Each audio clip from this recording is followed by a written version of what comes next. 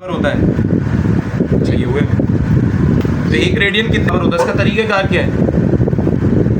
ठीक है, तो इसका तरीक़ेकार ये है कि जो भी चीज़ आपके पास रेडियन में हो उसमें करते क्या है, उसको हम कर देते हैं मल्टीप्लाई कर देते, अच्छा मल्टीप्लाई कर देते हैं 180 से और डिवाइड कर देते हैं उसको पाई से।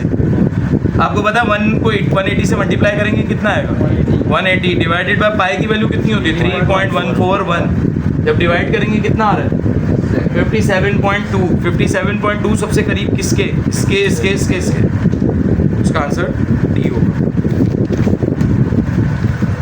ओए ये याद करने का कहते हैं wheel turns with constant angular speed, यानी इसको आप किससे घुमा रहे हो, एंगुलर स्पीड को आप डिनोट किससे करते हो, ओमेगा से, और ये क्या है आपका कांस्टेंट है।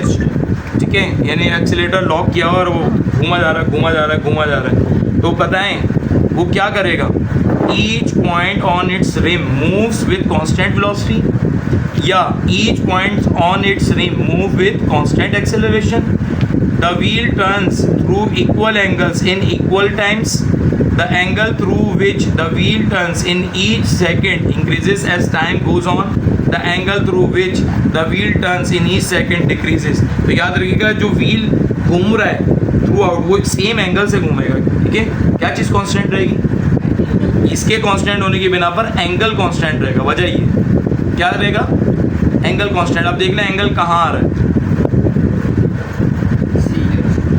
through equal angles in equal interval time, the angle through which the wheel turns in increase भी नहीं हो रहा। अभी बताया क्या चीज़ कांस्टेंट रहेगी, एंगल। तो एंगल कौन से ऑप्शन में आ रहा है, सी में आ रहा है। तो इसकी वजह क्या है कि एंगुलर वेलोसिटी के कांस्टेंट होने की बिना पर क्या चीज़ कांस्टेंट रहती है, एंगल कांस्टेंट रहता है। ठीक है, एंगल कांस्टेंट रहता है।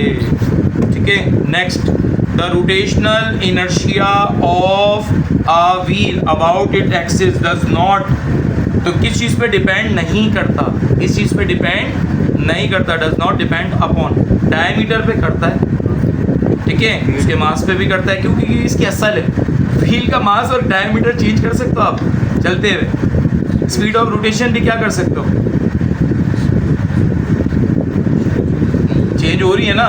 ये चीज़ चेंज नहीं कर सकते, जो चीज़ चेंज नहीं कर सकते वो क्या होती है, ये भी कांस्टेंट है। मास चेंज कर सकते हो, चलते हुए पहिए का मास कम कर दिया आपने, डिस्ट्रीब्यूशन ऑफ मास ये भी क्या रहता है, तो एक ही चीज़ वेरी करती रहती है, वो कौन है, स्पीड ऑफ रोटेशन, ये वेरी करती रहती है। तो डज नॉट डिपेंड, तो किसके ऊपर, जो चीज़ वेरी कर रही होती है उसके ऊपर डिपेंड नहीं करता। इसका आंसर क्या होगा, स्पीड ऑफ रोटेशन, डिपेंड नहीं करता इसके ऊपर। ठीक है, ये भी थॉरली है। A force with at given magnitude is to be applied to the wheel, the torque can be maximize. Torque कब मैक्सिमाइज होगा, टॉर्क कब मैक्सिमाइज होगा, तो इनके दरमियान आपको पता है टॉर्क का फॉर्मूला क्या होता है, एफ इंटू डी। ठीक है, आपको पता है कॉस हटता है, ये क्रॉस हटता है तो क्या आता है, साइन थीटा आता है। और साइन मैक्सिमम किस पे होता है, शाबाश, कॉस 90 जीरो होता है, अभी पीछे आया था, कॉस 90 जीरो होता है, तो साइन 90 मैक्सिमम होता है, कितने पर होता है, 90 डिग्री पर। आपको मैक्सिमम बताना है। ठीक है, साइन 90 पे 1 आ रही होगी और 1 मैक्सिमम होती है, ट्रिग्नोमेट्रिक आइडेंटिटी में वैल्यू मैक्सिमम 1 होगा। तो एफ डी आ गया किस पर, मैक्सिमम 90 डिग्री पे।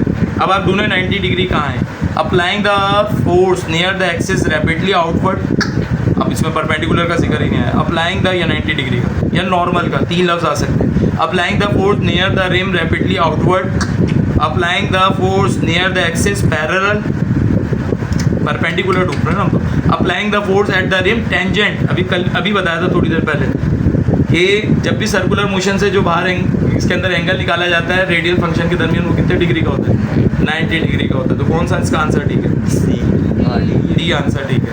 चले next, an object rotating about a fix axis.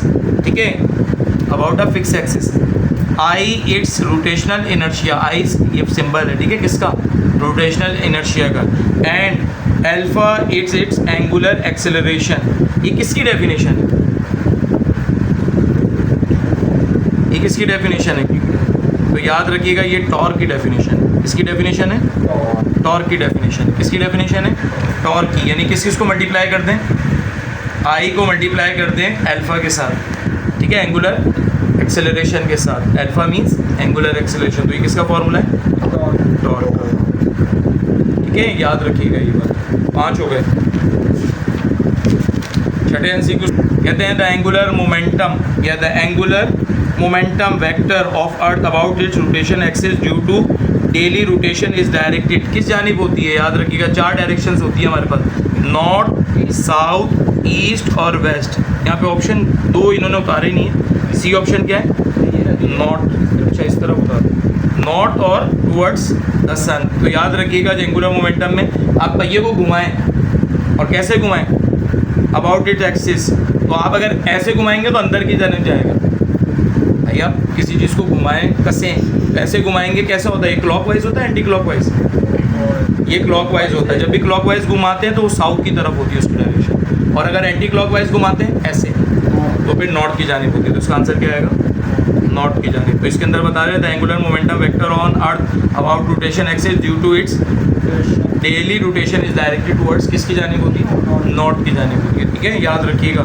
अर्थ कौन सी क्लॉकवाइज घूम रहा है एंटी क्लॉकवाइज घूम रहा है, तो याद रखिएगा एंटी क्लॉकवाइज घूम रहा है, जब इसकी डायरेक्शन कहाँ है नॉर्थ की जानिब, अगर ये क्लॉकवाइज घूमेगा तो कहाँ आती साउथ होती, लेकिन अल्लाह ने इसको अल्लाह ने इसको हरकत, तो हमारे नज़दीक तो इस्लाम तो ये कहता है अर्थ जो है ना वो साकिन, अर्थ तो रोटेट नहीं कर रही, अर्थ जो है ना रुकी हुई है, इसके इर्द गिर्द जो प्लैनेट्स हैं वो मूवमेंट कर रहे हैं, ठीक है, इसमें इस्लाम और साइंस का बहुत बड़ा इख्तलाफ है, उसको छोड़ दो, ठीक है, इस पे आएंगे तो आप बोलेंगे नहीं साइंस नहीं इस्लाम गलत है, साइंस सही है वो करके दिखा देगी, ठीक है।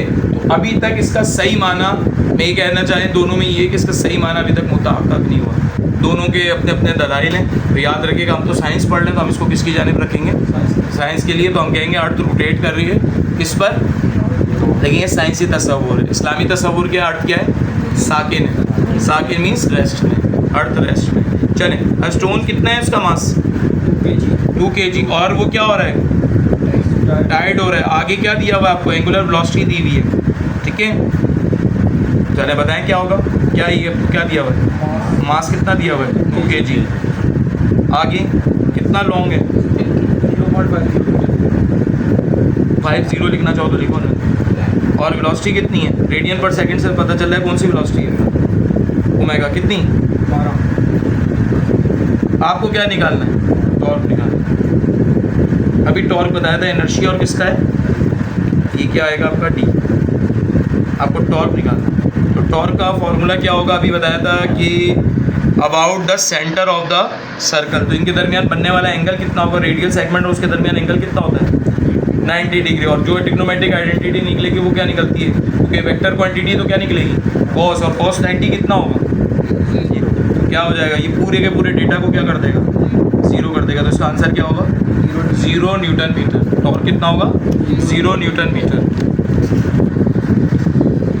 कहते हैं a man with its arm at its side is spinning on a light frictionless surface, ठीक है, तो उसका क्या चीज़ सेम रहेगी, उसको घूमने के लिए एक बंदा वो हाथ ले खड़े खोल कर वो घूम रहा है किसी सरफेस पर, उसको क्या चीज़ अपनी जो है ना सेम रखनी पड़ेगी, याद रखिएगा उसको अपना एंगुलर मोमेंटम सेम रखना पड़ेगा, क्या चीज़ को सेम रखना पड़ेगा, ठीक है, एंगुलर वेलोसिटी इंक्रीज, क्या चीज़ सेम रख ले, अगर वो किसी तरीके से एंगुलर मोमेंटम को सेम कर लेगा तो उस पर लगने वाला टॉर्क क्या हो जाएगा 0 हो जाएगा, और वो बॉडी पर आराम से क्या करता रहेगा मूवमेंट करता रहेगा। किसी तरीके से उसको एंगुलर मोमेंटम को क्या रखना पड़ेगा, सॉरी एंगुलर मोमेंटम को मैंने एंगुलर वेलोसिटी लिख दिया, एंगुलर मोमेंटम को क्या रखना पड़ेगा उसको सेम रखना पड़ेगा। आगे आ जाएं,